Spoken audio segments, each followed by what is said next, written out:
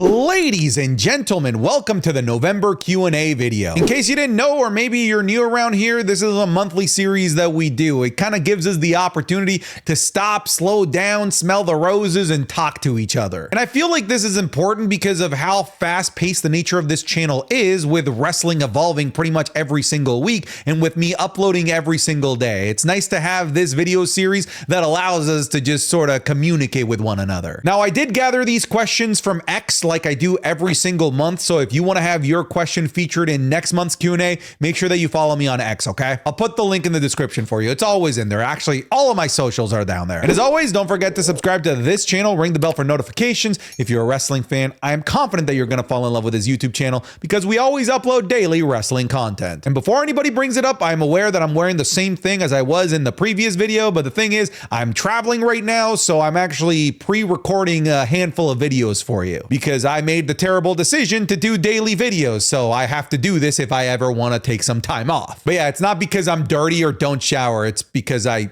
literally recording these back to back to back. In case anyone cares, I'm in Los Angeles to go watch the Los Angeles Chargers absolutely beat the fuck out of the Tennessee Titans, at least I hope. Anyways, let's just get to your questions now. With Netflix wanting to have all of the top stars on their show, Raw, do you think that the brand split will still work? So Netflix is asking for a lot of huge names here. They're asking for everybody. They're asking for Roman Reigns, John Cena, Cody Rhodes, and CM Punk. But USA Network also paid a shit ton of money to keep WWE programming, specifically SmackDown, on their channel. And I just don't think that they're gonna bow down to Netflix and let Netflix take all of the good people and leave SmackDown with scraps. I just don't think that that's gonna be the case. We also don't know if these demands that Netflix is making are demands that they want to be permanent on a week-by-week basis. I also think that it's very possible that maybe they're just asking for these names to appear maybe on just the first episode of Raw on Netflix, or maybe the first month worth of episodes. But those are just too big a names to keep onto just one show. I could see a world where maybe they appear on both shows because, like I said, USA Network is gonna want a piece of those names on their channel as well. And on top of that, I just don't think that destroying the brand split altogether is the way to go, considering the way that WWE and its roster is currently shaped out. It's conducive of having a brand split because you have opposing champions for pretty much every belt that you have, right? Aside from the women's tag team championship belts, you have 2 world champions, 2 women's world champions, 2 mid-card champions, 2 sets of tag titles. So I feel like it just gets too complicated if you completely remove the brand split altogether. So I think the brand split stays, but that these giant conglomerates in USA Network and Netflix are just gonna have to play nice with each other and share each other's toys from time to time. Do you have a favorite wrestler from the indies or from AEW? For me, it's Speedball Mike Bailey. He's in the indies, but also signed to TNA, and I think that the dude is just absolutely remarkable. I think he is incapable of having a bad match,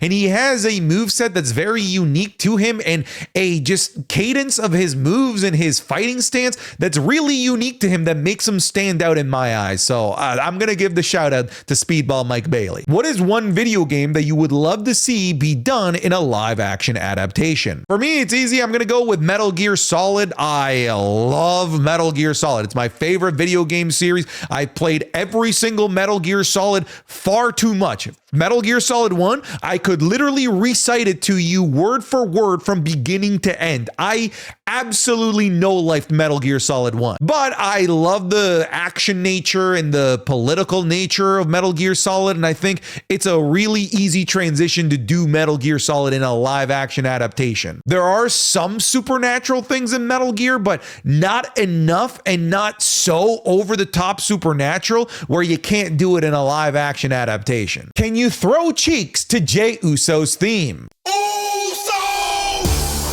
No, I'm just kidding. What the fuck is wrong with you? What wrestling events are you planning on going to next? I definitely want to go to WWE Elimination Chamber. It was recently announced that it's not going to be in the UK, that it's going to Toronto. And in case you didn't know, I'm like an hour drive from Toronto, so I'm gonna make the drive. On top of that, people really loved the SummerSlam vlog. I think that it might be my best video ever in terms of overall results, views, and just overall positive reception. So I'm gonna go to Elimination Chamber and I'm gonna enjoy the experience, but I'm also gonna make some content for you guys. I'm gonna do a whole Elimination Chamber vlog. I'll do street interviews again. It's gonna be a good time. It sucks, frankly, that it's Elimination Chamber. It sucks that it's a chamber. All right, being there live is going to be worse than watching it in person because my view is going to be obstructed regardless of how close I am to the actual action. But hey, I'm going to make the most of it. It's going to be a good show and we're going to make some fun videos from it too. It is interesting that it's in a stadium. Like, it's not in just an arena. Like, they're doing it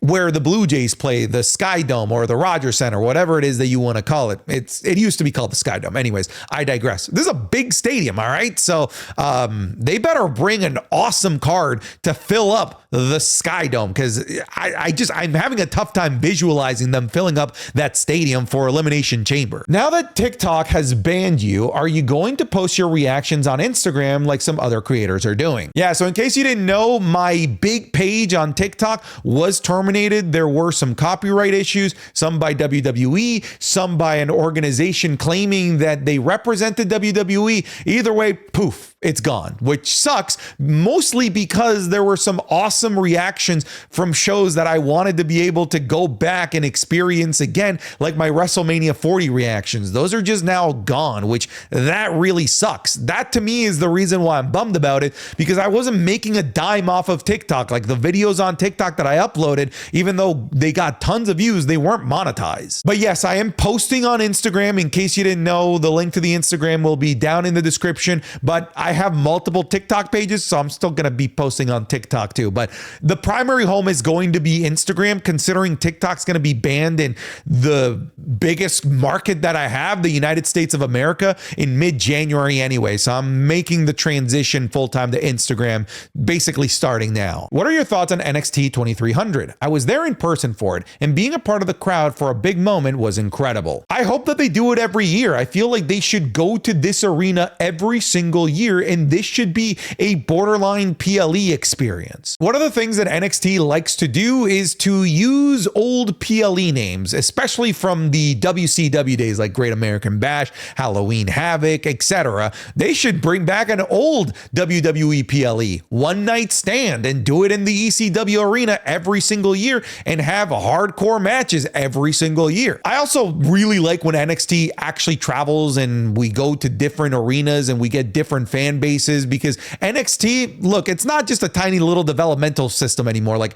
it's a proper third brand for the WWE, and it should be experienced like a proper third brand. It should be traveling more. How did you and Sancho first start speaking? How did the idea of the podcast come to light? Funny enough, I used to watch a lot of Sancho's videos well before we met and well before we knew of each other, because he used to be one of the top creators on YouTube for games that I used to follow, like The Last of Us and Uncharted. And then you fast forward to 2023, Sancho was a viewer of mine because he was a wrestling fan. And for a long time, I had already been floating the idea of starting a wrestling podcast and starting a wrestling Patreon. And I had vocalized that idea on Twitter, and Sancho basically slid into my DMs that he wanted to talk about the possibility of us doing this together. But we didn't know each other before. He just knew me because of my content. And when he reached out, I already knew who he was because of the content that I used to watch and the fact that he was, kind of like a cornerstone of esports and e-casting as well. So I figured it was going to be a pretty easy transition to work with him, and it absolutely was. So I'm glad we found each other, because the podcast is awesome, and it's probably my favorite project on this channel that I have going. Today's episode is brought to you by Turtle Beach, the #1 brand in gaming headsets and accessories. Their new Gen 3 Stealth 600 headset picks up so much crystal clear sound that I swear I heard a guy scratch his nuts on the other side of the map. You'll hear every footstep, every reload, every enemy sneaking up on you like they're stomping through your living room in tap dancing shoes, everything. Legitimately, they've been my go-to headset for gaming, dating as far back as like 2009 in the MW2 days, but they're also my go-to for working and editing and long streaming sessions. Not just because of their high quality of sound, but their overall comfort. To me specifically, considering this is my job, that's incredibly important, to have the headset feel like a soft pillow halo around your head. What's also nice is Turtle Beach has the Stealth 600 model, these bad boys right here, which are for PlayStation, PC, and Xbox, including cross compatibility and Bluetooth.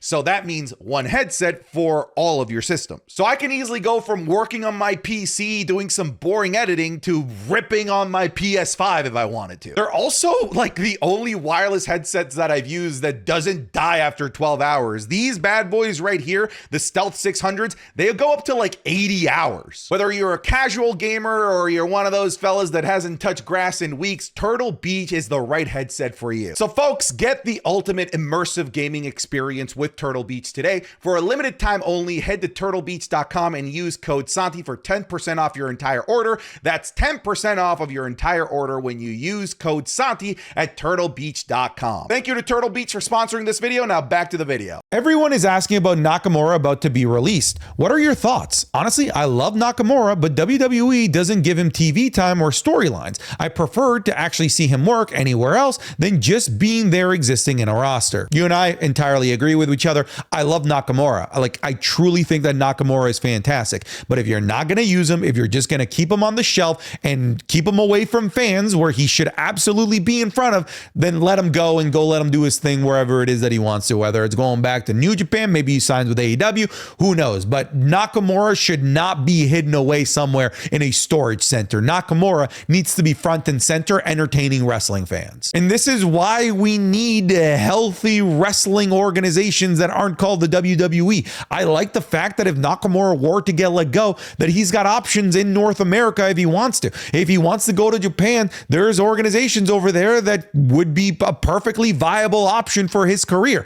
This is why we need just an entirely healthy wrestling ecosystem. Life question. What's something you'd tell 16 or 18-year-old Santi? Keep making your Call of Duty videos. At some point, you'll turn into a wrestling creator, but don't stop with the Call of Duty videos, all right? Would you take away the 2019 Raptors championship for the Chargers to win a Super Bowl this year? Fuck no. All right, look, the Chargers winning the championship is like a pivotal moment in my life, all right? I love the Chargers, but I'm a Toronto guy, and seeing a Toronto team win a championship in a sport that, frankly, Canada has no business winning championships in is crazy. I will never give that experience away. The 2019 championship run of the Raptors is something that I will forever and always hold dear and near in my heart. I would love to do content creation as a career, but I'm not sure how sustainable it is as a job. Any tips on how you make it sustainable and a realistic career option? So I have to be a little bit grim with you. This is not a sustainable job. This is a really, really difficult thing to make it into a sustainable career. I always warn people to not leave their jobs and jump into this. Like, stay in your job as long as you possibly can,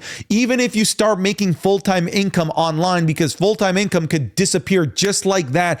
If YouTube were to change some sort of policy, any revenue that you make on YouTube could disappear in a heartbeat. So it will never be sustainable unless you reach certain levels and create diversification in your income like I have. Because I don't just rely on YouTube. I have Twitch, I make revenue off of sponsorships, and I make revenue on Patreon. So I've got different ways to make money to be able to make this sustainable. But at any moment, any one of those could go away. But I put myself in a position where if one of those goes away, I'm still okay. I will still be able to stay afloat. However, a lot of content creators put their egg in one basket, and that one basket could disappear in a heartbeat. Just look at TikTok getting banned in the United States. There are so many people where TikTok is the only thing that they do. They don't have any other form of income, and it's just gonna disappear. So you just need to be anywhere and everywhere all at once as a content creator to make it as close to sustainable as you possibly can. Do you think that there's a viable way for the Wyatt Six to eventually win any titles? Not saying now or even next year, but do you think that at any point there's a viable way for them to win the titles, or should they stay away from the title scene altogether? Look, keep the Wyatt Six away from titles. They should be an entity that cares about non-materialistic things. When you play this type of spooky character and you decide to go for championship gold, something that's materialistic, something that regular greedy humans care about, then you're no different than the regular greedy human. That's what happened with The Fiend, in my opinion. Going after the Universal Championship grounded The Fiend in a weird area of realism when before he was this supernatural being. But the fact that he wanted fame, glory, and championships kind of told otherwise. So I want the Wyatt Six to stay away from championship gold. They don't need it. Their storylines don't need it. Their characters don't need it. They don't need them in order to get over. So just stay away from them altogether, frankly. Do you believe that 2025 will be the greatest year in WWE history? I honestly think so, with the amount of stars that will be making pretty much full-time appearances. It's got the potential because you got some special pieces, right? You've got The Rock in 2025. You got John Cena's retirement tour. You've got a CM Punk that's going to be hopefully healthy for the entirety of 2025. A Seth Rollins that will hopefully be healthy for the entirety of 2025. You got Charlotte coming back. So yeah, dude, like the stars are aligning for 2025 to be an incredibly memorable year for the WWE. It's going to be tough to top 2024 because I already think that 2024 is the greatest year in WWE history, but they've set themselves up in a way, especially with this Netflix deal, for 2025 to be even better. How often do you watch AEW? You can choose to believe me or not, because a lot of people just think that I hate AEW. I watch it every week, literally every single week. I'm caught up to AEW right now. The only thing is that I just don't make videos on AEW on YouTube, and I don't stream AEW. If you want to know why, really, it's a business decision at the end of the day. When I make videos about AEW or I stream AEW, it just doesn't get anywhere near as many eyeballs. And that is important at the end of the day. When I work in an economy of eyeballs, less eyeballs means that there's clearly less interest, and I probably just shouldn't be covering that stuff as much. On top of that, I have a bit of a sour taste in my mouth with AEW because they are kind of trigger happy when it comes to anything related to copyright. And it's not just footage.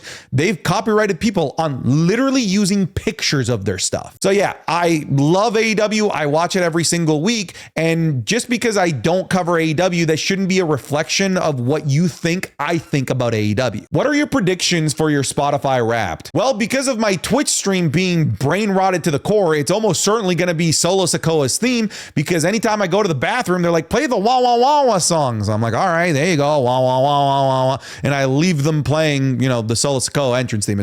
That's probably going to be my most played song all year. What Olympic sport do you think you could compete in if you trained in for 4 years? Probably breakdancing. I mean, if that chick could do breakdancing and literally look like a dying cockroach having a seizure, I could probably do that too. I could probably do that better. Big fan, Santi's app. My question is, do you think that Randy Orton will become WWE champion anytime soon? Absolutely. I can't see a world where Randy doesn't win at least another world championship, especially when we have an ecosystem of 2 championships going on simultaneously. Randy's going to win gold again. What do you think about Bobby Lashley debuting in AEW? I think it's genius, because if WWE wasn't going to use Bobby Lashley to the fullest, then he might as well go to their competition where he can get still a bunch of eyeballs on him, and hopefully they actually use him well. Not only Bobby Lashley, but hopefully they do the Hurt Business justice over in AEW, because they were one of the coolest factions that never got a chance in the WWE to truly flourish. You have announced that 2025 you will officially retire from doing daily wrestling content.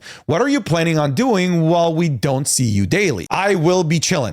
Literally chilling. And I'm not going to be taking like 4 or 5 days off a week. I might take 1, max 2 days off on a weekly basis. It's just that right now with my schedule, I am nose deep in wrestling content 7 days a week. And it's just not sustainable. I'm glad that I'm doing it. I'm glad that I did it, because it was a great way to scale the channel as fast as I did. But this is just not a sustainable practice for the next 5 years, the next 10 years, the rest of my career. I can't do it like this. What do you most miss from Colombia? Music. Yeah, I miss the music. One of the weird, funky things about Colombia is that it's like perfectly socially acceptable to blast music in the neighborhood in the middle of the day. So like that's like a unique atmosphere of Colombia that I miss, the music. Who's the heel and the face in this feud? I would actually imagine that they would probably make CM Punk the heel because Seth Rollins is just such a cornerstone face of the WWE. Frankly, they could probably roll with both of them being baby faces and it would still probably work. All right, folks, thank you so much for submitting in your questions for this month's Q&A. Again, check the description for all the links to Instagram where I now post the clips, the Twitter where I ask for your questions every single month. Go check it out. All right, there's a lot of good stuff there. The Patreon too. Go support the Patreon. All right, that's it. I'm done. Get out of here.